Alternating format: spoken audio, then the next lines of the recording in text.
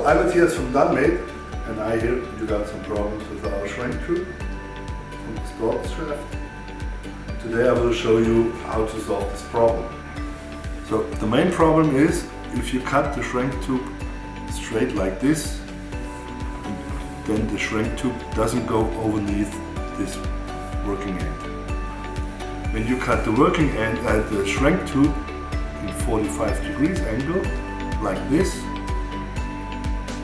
then you can push the shrink tube over the shaft and now take an inlay and push the shrink tube a little bit further inside and you should be fine.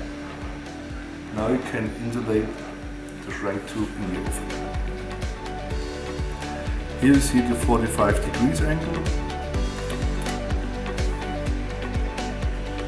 Put the shaft into the ventilation tube.